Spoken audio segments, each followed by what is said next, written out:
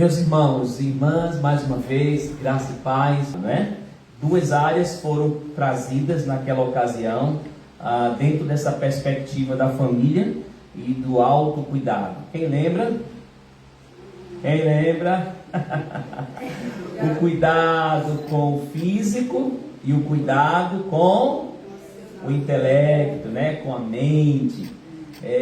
Então, ela trouxe esses dois aspectos dentro da perspectiva do autocuidado, a grande importância de nós considerarmos com seriedade nossa rotina, de nós entendermos que somos mordomos dado por Deus para administrar esse tempo da nossa vida, de que como igreja do Senhor, o povo de Deus, a família de Deus, nós somos a habitação de Deus. Ele habita no meio do seu povo e somos o tabernáculo do Senhor, a igreja do Senhor, somos nós a quem Ele veio habitar.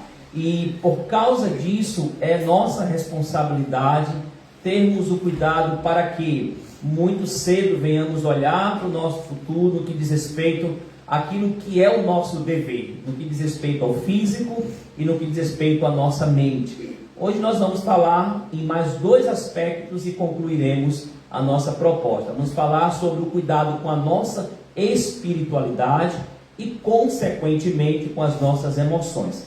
Quero convidá-los a ler o texto de Provérbios, Provérbios capítulo 4, versículo 23. Provérbios capítulo 4, versículo 23. E eu inicio a partir desse texto. Eu quero trazer algumas considerações a nível da espiritualidade. Provérbios 4, 23. Um texto muito conhecido. Diz assim a palavra do Senhor: sobre tudo que se deve guardar, guarda o coração, porque dele procedem as fontes da vida. Pai, nós te louvamos, Senhor, por esta oportunidade de estarmos neste lugar, reunidos em Teu nome, para adorar o Senhor. Fala ao nosso coração também, por meio da ministração da Tua palavra, em nome de Jesus. Amém. Sobre tudo que se deve guardar. Veja, meus irmãos, por que pensar na nossa espiritualidade quando a gente pensa em família é importante? Porque eu diria que a espiritualidade se eu posso usar um termo, né? É o carro-chefe, é o ponto mais importante, é o aspecto central, é o aspecto de maior relevância. Quando a gente pensa em espiritualidade, a gente está olhando a nossa vida como um todo. A gente está olhando do aspecto da nossa vida que vai influenciar a nossa maneira de pensar, a nossa maneira de sentir, as nossas emoções, sentimentos, que vai influenciar e conduzir os nossos comportamentos, portanto, a nossa maneira de agir. E a nossa espiritualidade, ela também deve nos conduzir na nossa forma de reagir. Então, quando a gente pensa na ideia da espiritualidade, a gente pensa primeiro na nossa relação com Deus. E aí, obviamente, que esse é o ponto central, né? Quando eu penso em Deus e na minha relação com Ele, e naquilo que Ele representa para mim como um ser pessoal, que me alcançou por meio de Cristo, e eu estou preocupado em nutrir esse relacionamento com Deus, então eu vou cuidar dos aspectos que essa espiritualidade ela vai me colocar em responsabilidade. Então, no texto de Provérbios, veja, o que se deve guardar? O texto diz, sobre tudo que se deve guardar. Guarda o quê? Guarda o coração. O coração na Bíblia digamos, é o centro, né? É o cerne que envolve o ser mais profundo, o ser pleno. Coração não se reflete apenas a sentimento, a emoção. Coração envolve maneira de pensar, racionalidade, a maneira de sentir. É como se fosse o ponto central, o âmago, né, da vida. E aí Salomão vai dizer, sobre tudo que se deve guardar, guarda o seu coração, porque é daí que procedem as fontes da vida. Então, alguns aspectos importantes. Primeiro, o nosso coração é enganoso. E aí advém desse coração, muitas vezes, a autossuficiência, a arrogância, o orgulho, a dificuldade de nós fazermos aquela consideração e aquele autoexame no que diz respeito à nossa natureza caída, às nossas imperfeições, e reside aí o cerne de todos os conflitos nas nossas relações. De onde vem os conflitos nas relações familiares e nas demais relações? De um coração que muitas vezes ele está indisposto a tomar a iniciativa, a agir em conformidade com o propósito de Deus. E ele precisa então ser guardado, ele precisa ser protegido, ele precisa estar exatamente sob o nosso olhar de vigilância, de sobriedade, de cuidado, de atenção. Para quê? Para que nesse coração não resida permanentemente e não encontre, assentamento tudo aquilo que o velho homem, que a velha natureza, que o homem caído outrora desejava, pensava e fazia. Então o novo homem que vive em novidade de vida, ele tem um novo coração, ele tem um novo olhar, ele tem uma nova perspectiva, ele tem uma nova compreensão, ele tem novas motivações, ele é guiado continuamente pelo Espírito, pela palavra, a uma novidade de vida. E isso implica ter um coração rendido e ter um coração cuja espiritualidade ela vai sendo exercitada dia após dia, de graça em graça, de glória em glória. Então, a primeira razão é porque eu não posso ser autoconfiante. Diga comigo, eu ainda não estou pronto. Estamos no processo de santificação.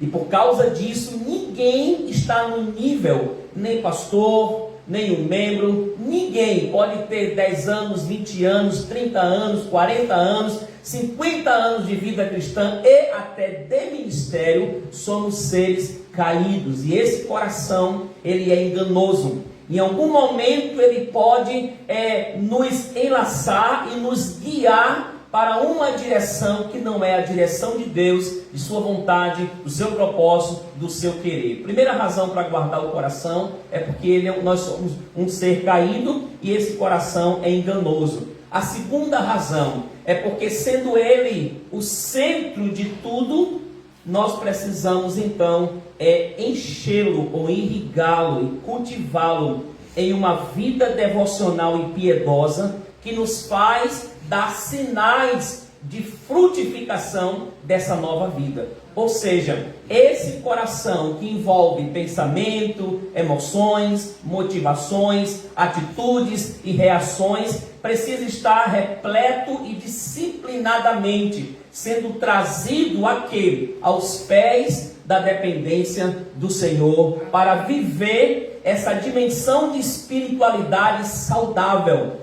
de uma espiritualidade que influencia, de uma espiritualidade que ela é notória, que ela é visível. Quando a gente olha para Jesus, como ele vai descrever aquilo que caracteriza o fruto bom e o fruto ruim, ele vai dizer assim: conhece-se a árvore pelo fruto. Se a árvore for má, ela dará frutos maus. Se a árvore for boa, ela dará frutos bons. Então, nós já fomos trazidos e enxertados nessa videira. Amém? Amém. E essa nova vida, ela nos conduz a um coração que frutifica para a glória de Deus. E a família, então, é o primeiro cenário onde essa espiritualidade, ela se faz manifestar, ela se faz evidente, notória, pela demonstração de frutos que refletem um coração novo, uma mente nova, uma vida em constante movimento de mudança e transformação por causa do Senhor. O terceiro aspecto, porque devemos guardar o nosso coração, é exatamente pelo que sai desse coração, pelo que procede daí, por aquilo que ele vai jogar para fora, colocar para fora. E aí me permita trazer um pouco disso no que diz respeito à necessidade de que, se não entra o que é correto e bom, como vai sair o que é correto e bom? Não é verdade? E aí, quando Paulo escreve sua carta aos Romanos, lá no capítulo 12, Paulo vai tecer ali um caminho que é importante para essa espiritualidade. Paulo vai dizer assim: rogo-vos, pois, irmãos, pelas compaixões de Deus, que apresenteis os vossos corpos como sacrifício vivo, santo e agradável a Deus. Que Paulo diz, isto é o vosso culto racional. O que Paulo está dizendo? Aos que nasceram de novo, aos que foram justificados no capítulo 5 e no capítulo 8, vivem em novidade de vida e tem o Espírito testemunhando com o seu Espírito que são filhos de Deus, estes precisam considerar a vida como um culto e o culto como uma vida. O culto, o momento de celebração é aqui, mas ao sairmos daqui para o nosso dia a dia e para a convivência familiar, a nossa vida é um culto que reflete exatamente que nós pertencemos a Deus. Portanto, Paulo roga aos seus leitores que eles pudessem então viver esse culto racionalmente, conscientemente, de forma rendida, vivendo de maneira que a sua vida reflete para a glória de Deus, para o louvor de Deus, para a exaltação de Deus. Mas aí Paulo dá uma instrução: não vos conformeis com este século, mas sede transformados pela renovação da vossa mente. E a ideia ali mente é um contexto pleno, né? Mente envolve pensar, sentir, agir. É pensamento, emoção e volição. Vontade é o ser pleno, serem transformados hoje, amanhã, e depois, e depois, e depois, e depois, e depois, a fim de que experimenteis. Veja, a dimensão da experiência na vontade de Deus, ela se baseia com uma atitude onde a vida se apresenta como um culto e seletivamente ela vai afastando de si aquilo que pode comprometer a sua espiritualidade. Ela vai deixando de lado, ela vai começando a usar a sua liberdade de maneira coerente e consistente, condigna com o novo viver. Ora, se eu já não pertenço mais ao mundo, se eu pertenço para Deus, se eu fui justificado em Cristo, se eu tenho uma nova vida, se o Espírito habita em mim, então, como mordomo de todas essas benesses espirituais, eu agora olho para uma contracultura, para um apelo que vem de fora e que tenta atrair o meu coração, e eu digo: não, essa perspectiva não me pertence mais, porque eu não pertenço mais a essa realidade. E a minha espiritualidade, então, consciente, ela se volta para Deus e ela seleciona no uso da liberdade aquilo que não glorifica a Deus. E desta forma, Paulo vai dizer: a fim de que experimenteis qual seja a boa, agradável e perfeita vontade de Deus em Cristo Jesus. E é esse coração consciente que entra e sai em qualquer lugar. E aí Deus nos chamou em nossa família, não para a gente excluir os nossos familiares, amém?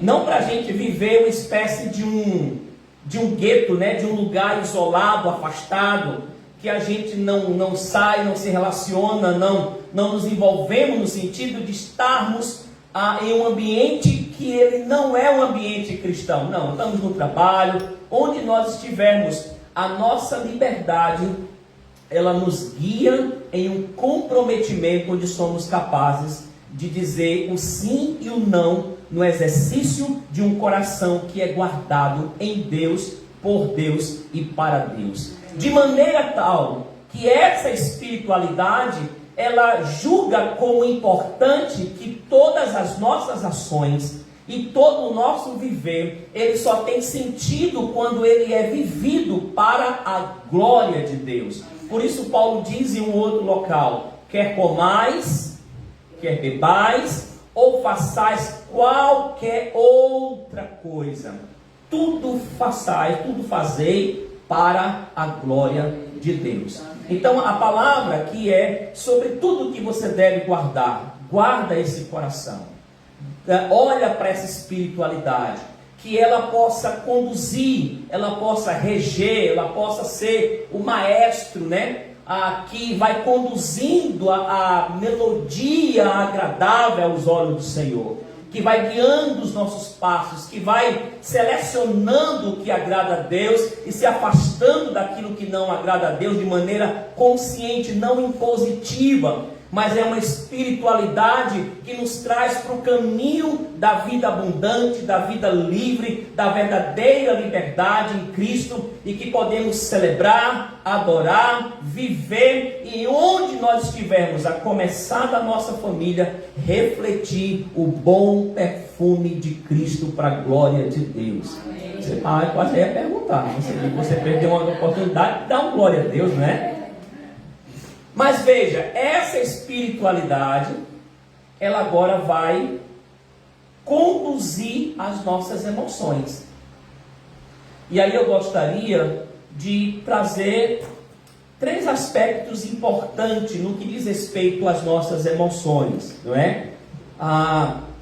Que esses aspectos eles são relevantes, principalmente porque muitas vezes no contexto da família, quando nós temos os nossos conflitos e diferenças e as nossas crises, as nossas emoções elas são atingidas, afetadas, elas são, digamos, machucadas, né? E a gente precisa não só pensar nessa recuperação diante de Deus, ou nessa restauração, melhor dizendo, mas a gente precisa também pensar no cultivo de emoções saudáveis. E aí eu trago 3 orientações básicas no trato com as nossas emoções. A primeira delas, escute, diga. Escute. Diga mais bonito. Escute. Perfeito. O que eu vou escutar então, pastor Alcione? Eu vou escutar o que eu estou sentindo. O que eu estou sentindo? Discuti com meu esposo, o filho não fez como eu gostaria, estou preocupado com o amanhã, estou vivendo os meus momentos, talvez, de fragilidades. Como eu estou sentindo isso? Quais emoções eu consigo identificá-las? Como eu observo em mim mesmo o vibrar dessas emoções? Ela me deixa mais exaltado, mais tenso, agressivo, inquieto, recluso, introspectivo, calado, fechado no meu mundo. Ela me coloca diante de uma tentativa de reação, ela me faz ou me conduz de maneira reativa. Que emoção é essa? Que sentimento acompanha essa emoção? E eu preciso então escutar as vibrações, né, desse coração que chega e que se apresenta. E para fazer isso, o que é que eu faço, pastor Alcione? Eu preciso de um momento de solitude. Eu preciso de um momento de uma fuga necessária para que eu saia do ambiente que está tenso e que eu estou implicado nele, e eu me volte em solitude, e eu entre em contato e observe como essa emoção está me conduzindo, e ali, diante de Deus, eu começo a expor as minhas emoções. Eu começo a colocar para Deus o que eu estou sentindo e a intensidade desse sentimento. Presta atenção, eu estou falando e você não consegue captar tanto o barulho desse ventilador. Veja como a solitude é importante.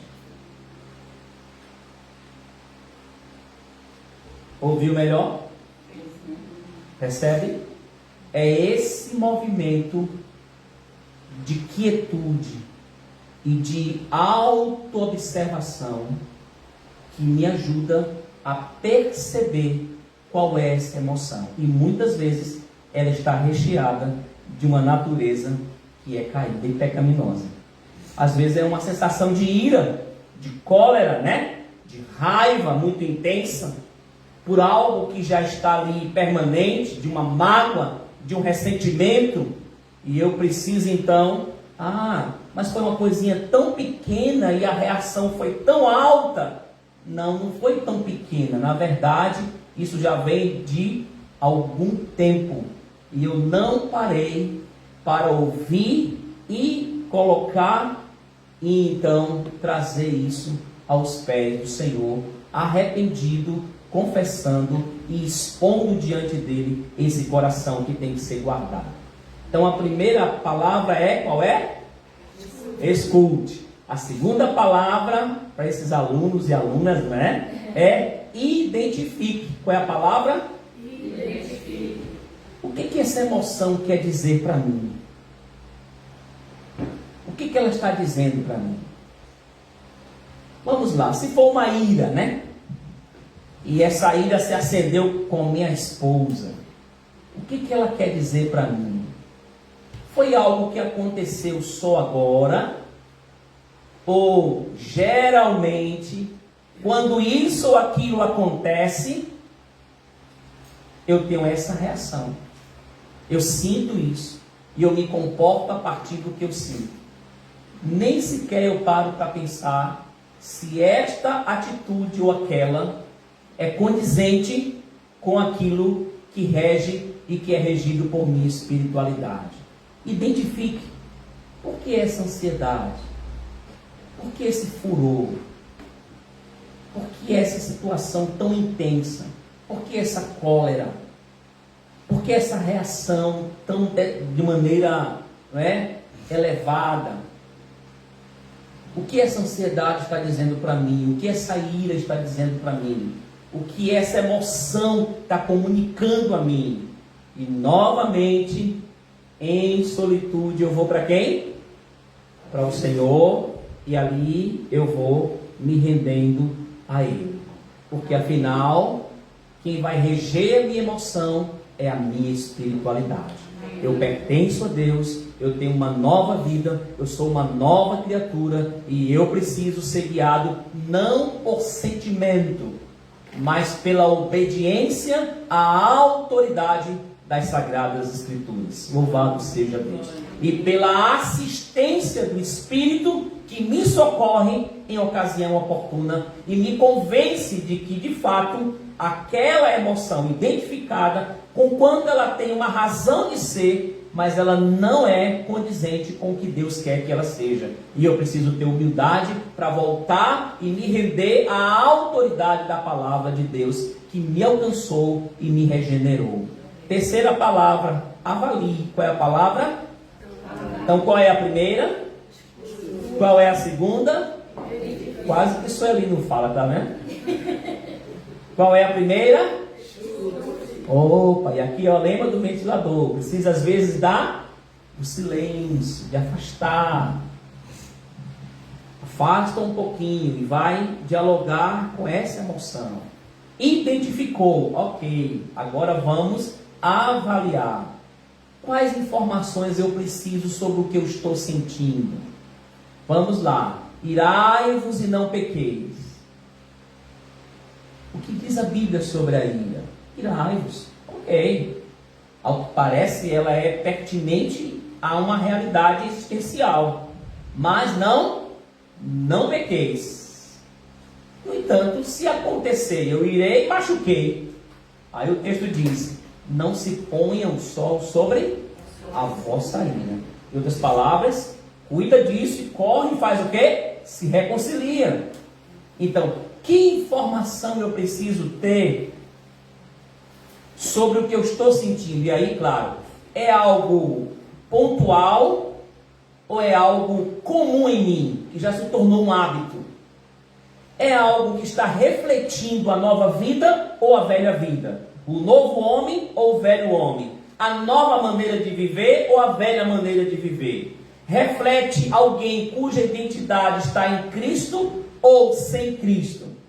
De alguém que vive na piedade como uma vida sendo um culto, ou alguém que ainda está sendo guiado por esse coração que ele é enganoso? E aí o coração vai dizer assim, olha, mas é assim mesmo, você afinal é assim dessa forma, as pessoas têm que compreender você. Ok, é preciso um tom de compreensão, porém, eu preciso avaliar isso sob a ótica de Deus e sob a ótica da sua verdade. não sob a ótica da cultura e do meu autoexame apenas. Por quê? Porque o meu coração, ele é enganoso, e ele vai encontrar todos os motivos para que eu justifique de que eu estou com a razão, de que eu estou certo, para sentir o que eu estou sentindo. E isso é muito perigoso. Já compartilhei isso com o Senhor. Vamos olhar o que o salmista faz. Por que estás abatido, a minha alma? Conhece o texto? Por que te perturbas dentro de mim? O que ele está falando consigo mesmo? O que ele está dizendo? Quem ele está tentando desvendar aí? A sua alma. Por que estás abatido, a minha alma? A alma está abatida e ele quer identificar o que está causando esse abatimento. Por que estás abatido, a minha alma? Por que você vibra tanto, se incomoda tanto, se perturba tanto dentro de mim? Ok, qual informação ele precisa para guiar essa alma abatida? Espere em Deus, pois ainda o louvarei, a Ele, o meu Rei e o meu Deus. Amém? Amém. Ou seja, ó alma, seja quais forem os motivos que lhe tem deixado abatido, espere em Deus, ó alma. É dessa informação que você precisa. Deus é a fonte renovadora de esperança, de vida, de socorro, de refrigério, de restauração, de solução. Ele é soberano, Ele é Senhor. Pode render a sua alma a Ele, confiar nele, que de fato Ele guiará essa alma de maneira segura. Glória a Deus por isso. Então, no tocante às emoções, elas precisam serem trazidas a uma submissão à nossa espiritualidade, sendo guiado e regida por minha espiritualidade, pela autoridade da palavra de Deus, na dependência do Espírito Santo. Mas eu preciso aprender essa ciência, e isso serve para mim. Isso serve para a mamãe orientar os filhos quando eles estão vivendo os momentos mais tensos, afastá-los e ensiná-los a entrar em contato com a sua realidade e instruí-los a colocar isso em oração, submissão, sujeição à autoridade. Se eles precisam confessar algo, reconciliar, pedir perdão e ir em busca, isso vai sendo treinado desde cedo, para que eles aprendam a sorrir e chorar, celebrar conquistas e viver perdas, sem que a gente fique criando uma proteção que gera neles, às vezes, uma sensação maior de segurança quando eles vão se desenvolvendo. Então, no tocante a essa emoção, a gente precisa colocar isso perante o Senhor. E aí, caminhando para o final, o que eu quero colocar agora, integrando o intelecto, o físico, o emocional, como debaixo dessa espiritualidade. E aí trazer alguns conselhos que isso ele trouxe a semana passada. Eu vou repeti-los, que é um programa de cuidado pessoal. O primeiro, reduza as suas expectativas para o mais perto de zero. Ou seja, alinhemos as nossas expectativas com Deus, em Deus, a partir de Deus e somente pelos méritos de Cristo. Por quê? Porque a toda perfeição há limite. Nós somos falíveis, seres caídos, seres pecadores, de uma natureza caída, de um coração enganoso. E não fora a graça de Deus sobre nós permanentemente, operando em nós eficazmente, essas expectativas em torno de nós mesmos nos levam ao fracasso, ou a uma vaga impressão de autossuficiência, o que é pecado. Então, se a toda perfeição há limite, eu me rendo ao Senhor e coloco as minhas expectativas aos pés da cruz e dos méritos do Senhor. Eu oro então para a cruz para não cair, mas se eu cair, eu volto a olhar para a cruz, porque ela é o único caminho que me pode trazer de volta para o lugar seguro.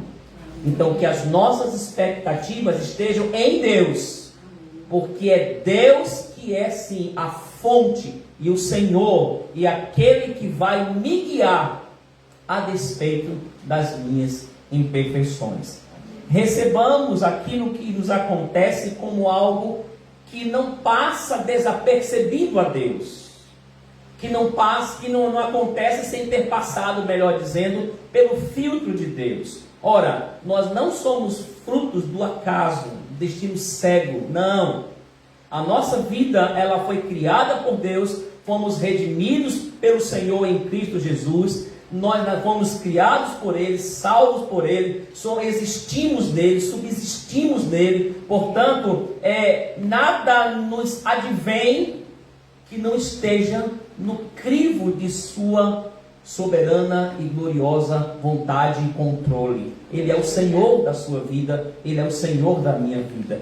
E eu preciso então olhar para essa realidade e buscar, por meio dessa realidade, colocar os princípios da minha espiritualidade em ação e viver isso de maneira gloriosa. Paulo viveu isso. Quando ele vai agradecer a igreja de Filipos, ele diz: eu aprendi a estar contente em toda e qualquer situação. Eu sei estar humilhado e honrado, ter tudo e ter a falta. Eu só posso ser essa pessoa contente em Deus, que me fortalece. Ou seja, fora de Deus, ou Paulo se revoltaria na ausência, ou se orgulharia na fartura, ou se tornaria autossuficiente na abundância e de maneira personalista colocaria como se aquilo viesse dele, ou seria uma pessoa altamente revoltada perguntando: onde está Deus que me deixou passar tantos momentos adversos, mesmo eu sendo fiel a Ele na missão que Ele me confiou? Não. Paulo diz: eu aprendi a estar contente. O que Paulo estava dizendo? Eu recebo todas as experiências como que passa pelo crivo de Deus e chega a mim com o cuidado de Deus. Tudo eu posso naquele que me fortalece. Cada experiência inquietante é uma oportunidade de crescimento. E aí a gente precisa entender, e foi lido aqui a semana passada, quando em Romanos o texto diz: em todas as coisas Deus trabalha. E quais são estas coisas? Literalmente, as coisas boas e as coisas ruins. As que me fazem sorrir e chorar, os ganhos e perdas, as celebrações de conquistas e as frustrações de situações que não alcançamos. Sobre todas elas e por meio delas, Deus trabalha para o bem de quem? Daqueles que o amam. Qual é o intuito de Deus? Nos moldar na imagem de Cristo. Portanto, o bem aqui é que eu e você venhamos refletir em nossa espiritualidade por meio de todos os processos, enquanto estivermos aqui, nos tornando mais parecidos com Jesus. Mais parecidos com Jesus. Mais parecidos com Jesus. Louvado seja o Senhor. E por último, descanse em Deus, escute e pergunte: o que Ele está me chamando a fazer? O que Ele está me conclamando a viver? Qual desafio Ele está pondo diante de mim? Que necessidades estão claras que eu preciso me integrar a elas? Que apelos me são feitos e eu preciso dizer um sim? O que eu tenho que me entreter como algo que procede da parte de Deus? E aí eu preciso, em alto e bom som, ao ouvir esse chamamento, dizer: eis-me aqui, Senhor, eis-me aqui, conta comigo, usa a minha vida. E aí eu chamo você para essa realidade. Sendo a família um nobre projeto de Deus, eu não posso me eximir, me dar ao descanso, ou quem sabe dizer para Deus: Não, não conta comigo não, porque afinal já estou até cansado, né, de pensar nos meus. Já orei, já evangelizei, já fiz, mas Senhor, ó, cada um se vire. Não. Eu tenho que dizer, eis-me aqui, Senhor, usa a minha vida, usa o meu testemunho, usa principalmente os meus lábios para anunciar o santo evangelho, que é o poder do Senhor para salvar aquele que crê. Então, meus amados, que a nossa espiritualidade ela seja tão robusta e saudável, que ela submeta os nossos pensamentos a Deus, que ela submeta e guie as nossas emoções pela palavra de Deus, além do sentir, o obedecer, e ela possa guiar o nosso comportamento e a nossa reação como homens e mulheres de Deus que possuem uma nova vida e que precisam viver em novidade de vida.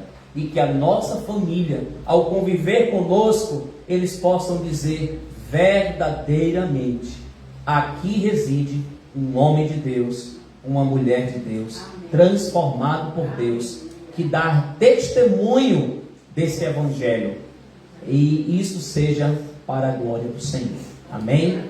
Que Deus nos abençoe. Vamos orar. Te damos graça, nosso Deus, nesse momento.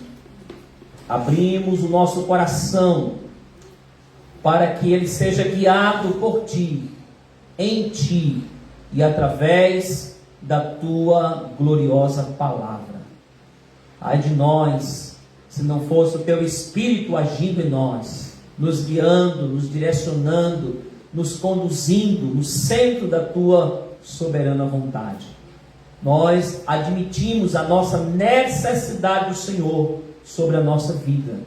E nós Te pedimos, venha ao nosso encontro e nos socorre, guarda-nos de sermos ludibriados, enganados por nós mesmos, pela autossuficiência e por uma sensação, ó Deus, muito humana, de olhar e pensar que em nós há algum recurso que possa nos transformar.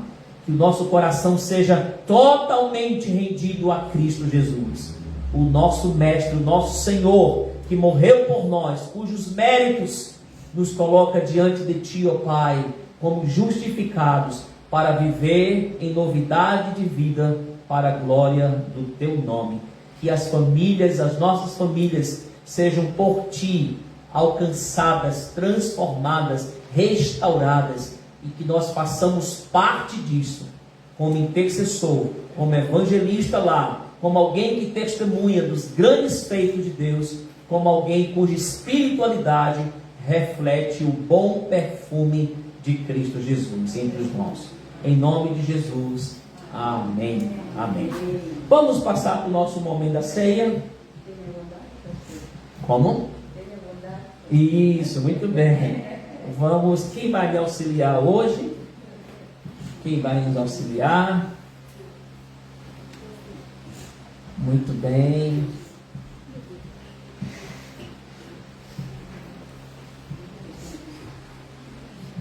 Nossa irmã Gina vai nos auxiliar. Muito bem. Ok. Pode tirar aqui?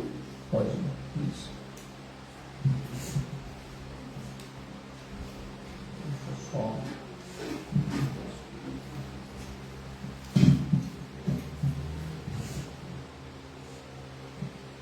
Esse é um momento, irmãos,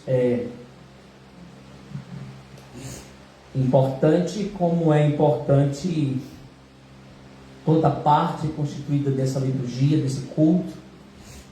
Eu gosto sempre de lembrar que o fato da Santa Ceia acontecer uma vez por mês, em alguns lugares ela acontece mais do que uma vez, ela não deve ser desmerecida ou afastada do seu significado mais profundo.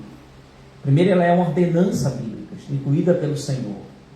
E esta ordenança não nos permite administrar a mordomia de tomar ou não tomar ao nosso bel prazer. Não. Nós temos que comer do pão e beber do cálice em memória do Senhor até que Ele venha. Se nascemos de Deus, se já fomos batizados nas águas, se estamos em comunhão com Deus e com a sua igreja, esse é um momento muito importante. Paulo regulamenta a igreja de Corinto, e Paulo vai exatamente repetir as palavras do Senhor Jesus, que outorgou e estabeleceu de que em memória dele, e é importante lembrar disso, qual é a memória viva aqui na mesa do Senhor? De que ele morreu por nossos pecados. Ele derramou o seu sangue por nós. Somente ele, como Filho unigênito, poderia fazê-lo de maneira aceitável a Deus. E isso tem que ser lembrado sempre de nós, de que não há em nós nenhum recurso, e nem fora de nós nenhum recurso, nem nas obras e de nenhuma outra maneira. Somente o sangue de Jesus nos purifica do pecado e nos aproxima de Deus, nos reconcilia com o Pai. Mas isso tem que ser feito em memória dele até que ele venha, porque ao terceiro dia ele ressuscitou, esteve presente com os discípulos durante um tempo, foi assunto aos céus, como diz a Escritura, e ele voltará. Essa é a expectativa e a esperança viva da igreja. Maranata, ora vem, Senhor Jesus. Então nós vamos orar, porque a Bíblia diz: examine-se o homem a si mesmo. Ela não manda que eu examine meu irmão. Não é lindo isso, né? Não é? Porque às vezes a gente quer examinar o irmão, não é verdade? Ah, se Sueli estivesse ali para ouvir aquela mensagem. Não. Examine-se a si mesmo. Depois coma do pão e beba do cálice. Então baixe a sua cabeça e agradeça a Deus por tudo que Jesus fez, por sua entrega na cruz. Agradeça a Deus que o ressuscitou ao terceiro dia. E agradeça a Deus porque aguardamos como a noiva do Cordeiro a vinda do noivo para buscar a noiva. Nós te louvamos nesse momento. Ó Deus, momento de celebração, de louvor, de gratidão, de rendição. Nos aproximamos da mesa do Senhor com temor e tremor. E pedimos que o Senhor abençoe esses elementos e possa nos abençoar como igreja viva, o povo seu, a família de Deus. E possamos comer do pão e beber do cálice em memória do Senhor, mais uma vez nessa noite. Em nome de Jesus. Amém.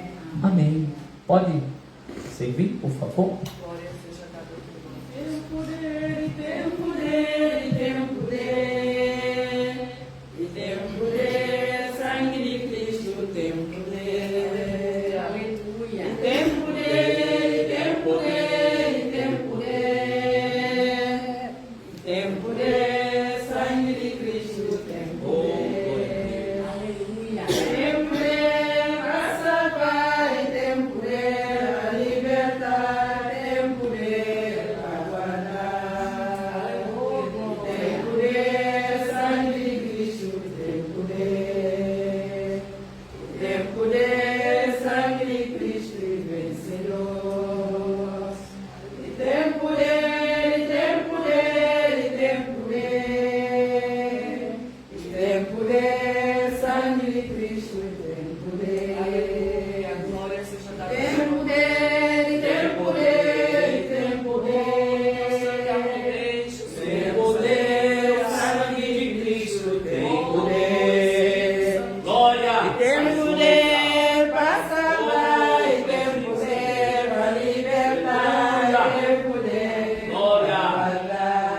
Adoramos Jesus. Tempo dele, sangue de Cristo, tempo dele, tempo dele, sangue de Cristo e vencedor. Tempo dele, tempo dele, tempo dele, e tempo dele, sangue de Cristo e tempo dele, e tempo dele, tempo dele para libertar, tempo dele para guardar, tempo dele, sangue de Cristo, Traga recursos sobre a sua vida neste dia. tempo dele, sangue de Fortaleça Cristo na sua presença. Louvado seja o Senhor. tempo dele, sangue de Cristo peço aos irmãos que se coloquem de pé. A palavra de Deus diz: porque eu recebi do Senhor o que também vos ensinei. Que o Senhor Jesus, na noite em que foi traído, tomou o pão, partiu e disse: fazei isto em memória de mim. Comamos do pão em memória do Senhor.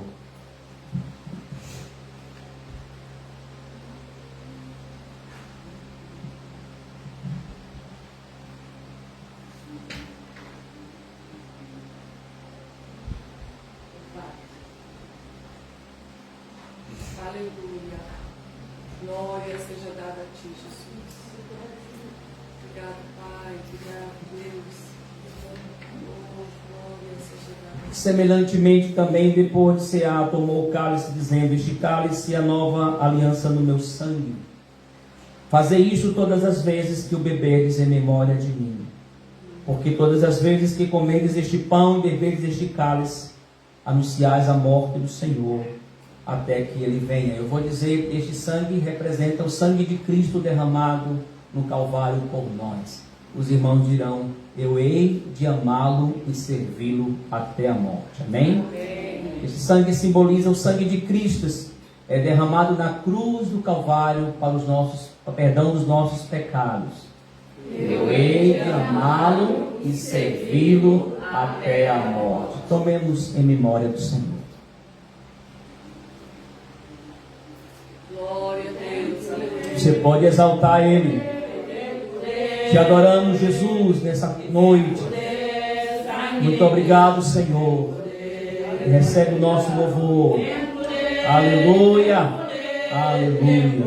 Glória a Deus. Tem poder, sangue de Cristo tem poder para salvar, tem poder para libertar, tem poder para guardar. Tem poder, sangue de Cristo tem poder. Tem poder, sangue de Cristo vencedor. Tem poder, sangue de Cristo aleluia. Tem poder, sangue de Cristo vencedor. Tem poder, sangue de Cristo tem poder. Tem poder, sangue de Cristo vencedor. Glória a Deus. Tem poder, sangue de Cristo tem poder. Tem poder, sangue de Cristo vencedor.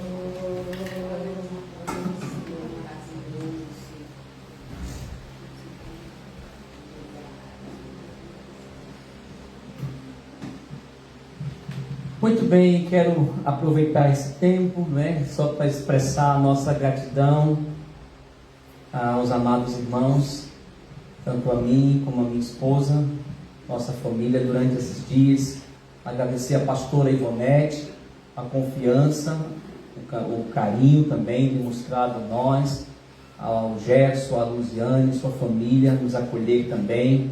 Fica o registro da nossa profunda gratidão a Deus, a eles, a confiança e poder servir a vocês em uma temática que nós nos sentimos assim desafiados, sempre, que é a família. Que os irmãos estejam em oração por nós, não só no nosso retorno, mas sempre que lembre do nosso trabalho, nosso ministério. Estaremos também orando, como temos orado, por vossa vida aqui e também os demais campos aqui na Europa. E se for da vontade de Deus, em breve nos veremos outra vez. Receba o nosso abraço, nosso carinho, meu, da minha esposa. Sei que se ela quer falar alguma coisa. Não? Tá bom? Então, Deus abençoe e devolva a palavra à dirigente.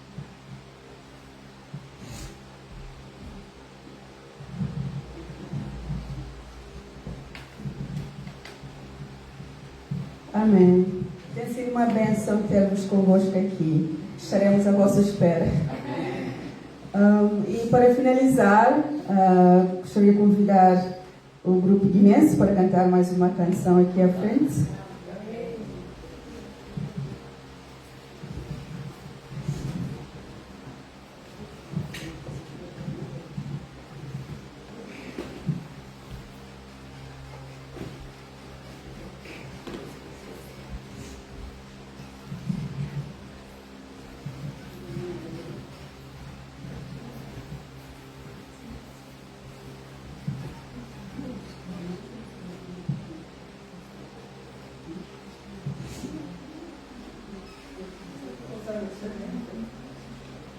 música que vamos cantar em crioulo diz assim: Nangabana falou obrigado.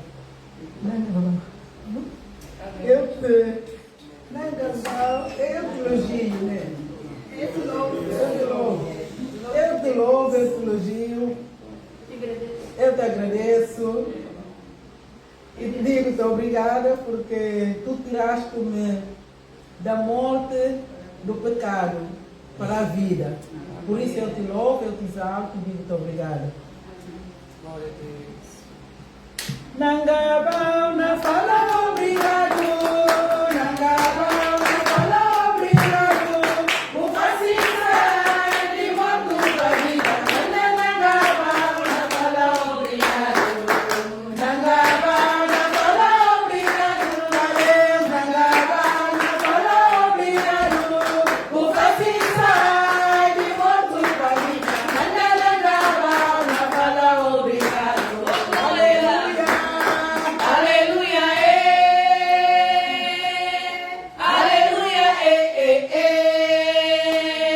aleluia, aleluia,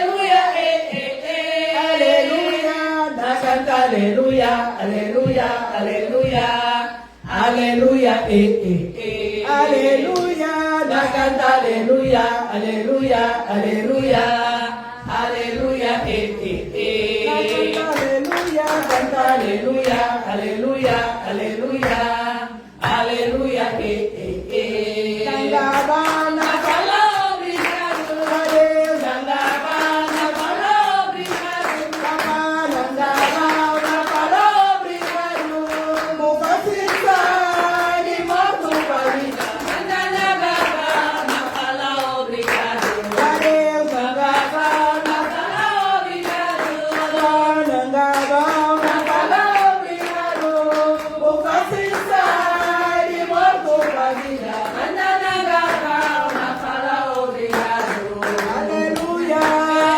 aleluia, aleluia, aleluia, aleluia, aleluia, na santa aleluia, aleluia,